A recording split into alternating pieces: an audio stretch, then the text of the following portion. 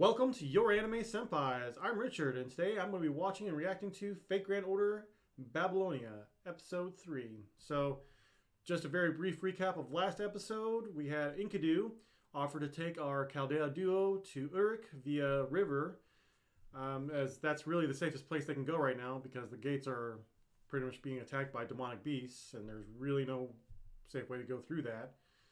So as they make their way through this forest to the river, they encounter a strange man and a young girl. The man asks for them to introduce themselves, so, Ritsuka introduces himself, Mashu introduces herself, and then she introduces Enkidu. To which the man is kind of curious because he says that, right now, the current ruler of Uruk, Gilgamesh, is the same Gilgamesh that has already tried to seek out the Herb of Immortality. And Gilgamesh didn't do that until after Enkidu had died. So how can this person here be Enkidu when Enkidu should be dead? So the jig is up. Enkidu decides to take that moment to try to attack Ritsuka. Thanks to Mash, Ritsuka survives, but now they're kind of in a predicament because Enkidu is pretty powerful. But the man asks young girl Anna to step in, which she reluctantly does. And it kind of seems like they're holding their own against Enkidu at this point. Mashu and Anna seem to have Enkidu on the ropes or on the chains, I guess. But doesn't seem to really last very long because Enkidu's like, oh, you're trying to hold me with chains? Okay, I guess. And flips the table on them. Enkidu manages to chain them all up, it looks like. And kind of gloats about it a little bit even, but turns out that whole thing was an illusion. So we have Enkidu by themselves, and they decide to just withdraw for right now.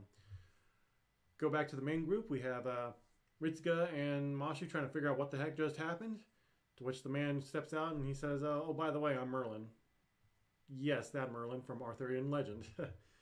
To which Romani kind of freaks out about it a little bit, but moving on from that, Merlin is currently acting as a court mage to Gilgamesh's court, and he offers to take Mashu and Ritsuka straight to Gilgamesh, to which they're like, yeah, that's what we're here for. So they make their way to Uruk. They find that it's a very bustling city, a very lively city, considering the circumstances that they've got demonic beasts everywhere, on the outside rather, attacking the city gates. So they make their way through Uruk, they make their way to Gilgamesh's court, and they approach Gilgamesh, and he kind of silently judges them, because, he judges everybody. But he just kind of judges them, and is like, okay, I think I see what's going on here. He opens up his book, opens up the gates of Babylon, and that's kind of where we cut off at. So I'm assuming this episode's going to pick up right from there, and I guess we'll just have to wait and see. So let's get right into it.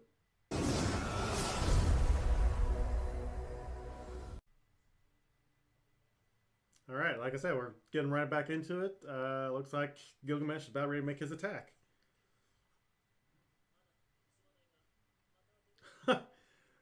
Even Merlin's kind of panicking, like, this isn't supposed to be happening.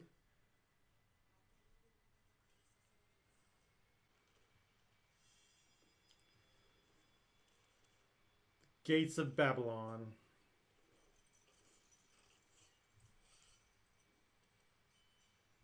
Nah, no, that's not gonna work. He's the king of heroes. Wow. Wow. Too bad he couldn't do that against,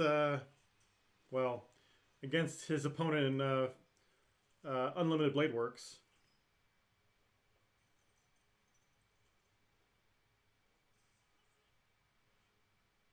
Oh. Wow. Wow.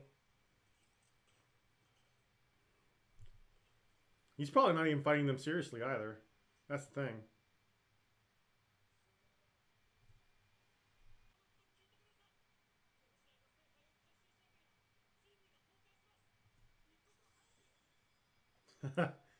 Oh, you want a grill? Here you go.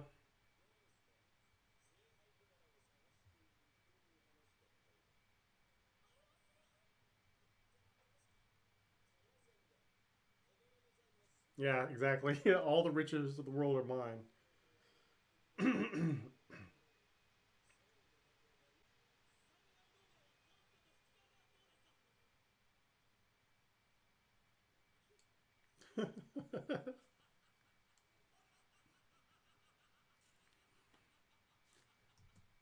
So just I want to say this one thing right quick, like here. There's several videos on YouTube where you can look up like Gilgamesh's laugh. Someone needs to add this to that laugh track because Gilgamesh's laugh is just it's great by itself, but the more we have of it, the better. So if you're one of those guys or girls that do that, by all means include that on your video.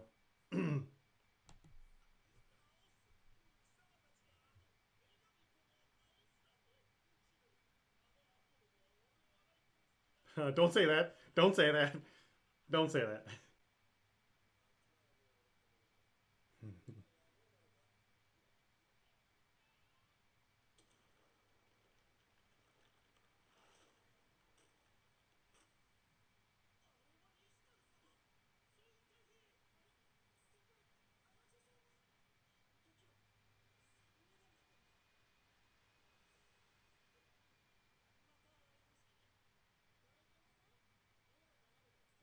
Goldie.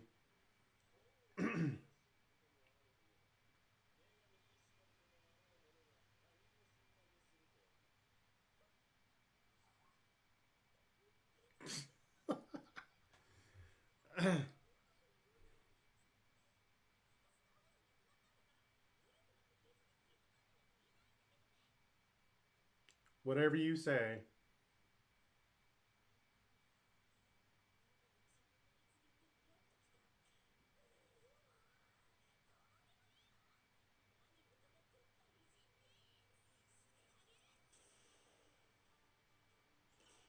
Oh, wow.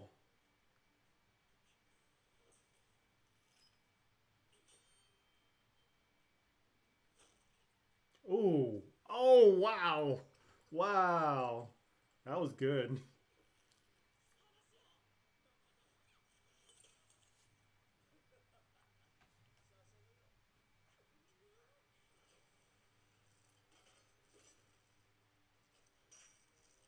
Oh.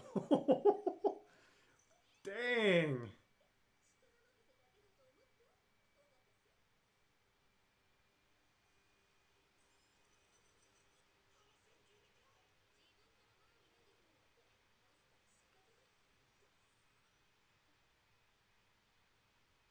I feel like she's had that conversation before.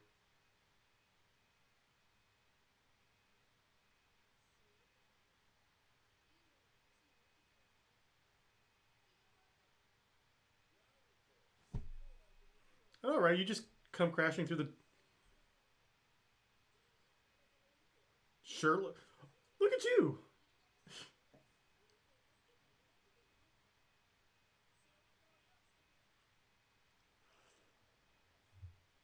Oh, that's um, not to spoil too much, but keep what she just said.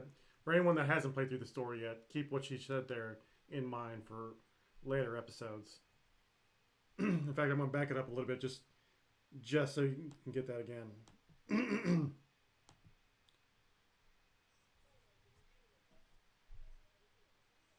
Specifically with a white flag.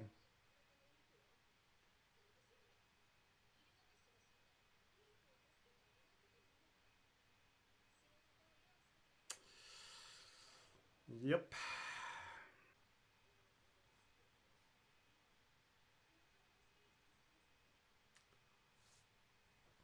Hey, hey, look at that. Uh, how could?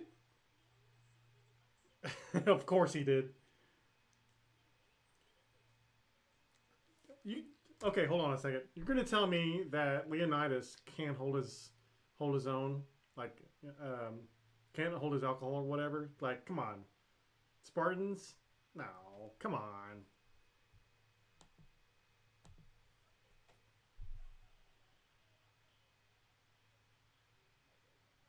Isn't he a servant too? Can servants get drunk? I mean, I guess they can, obviously.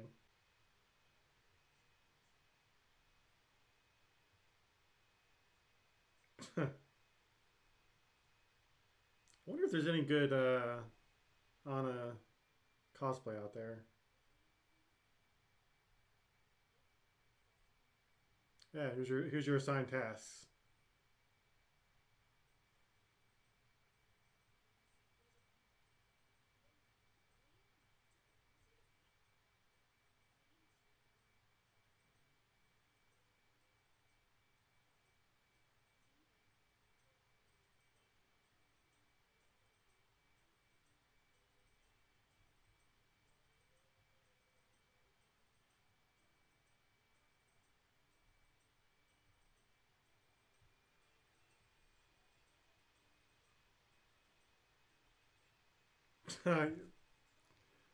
Like that's probably the best thing for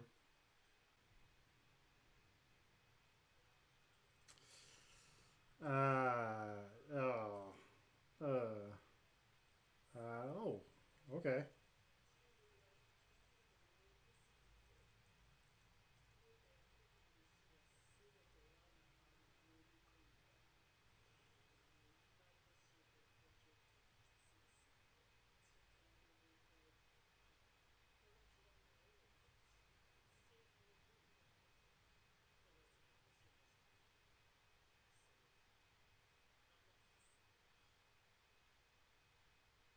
Hmm.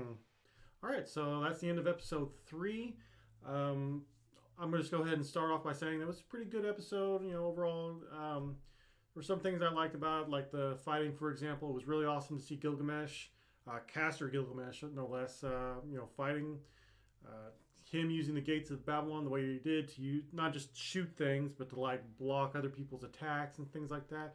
We never really saw Archer Gilgamesh do that before, so it was usually whenever Archer does it, he just kind of just sits back and just lets the gates do the work for him. But here he's actually moving around, dodging, and all that good stuff. So, I mean, Gilgamesh is supposed to be one of the most powerful servants in all of Fate history. So now we actually see like him actually doing different things, and it's actually pretty interesting, I think. So moving on from that, we also had Ishtar make her appearance, which I'm glad I can now call her Ishtar, not just Rin. Rin, because she's not really Rin. She's Ishtar. So it did feel kind of random though, and I don't really remember her doing this in the game.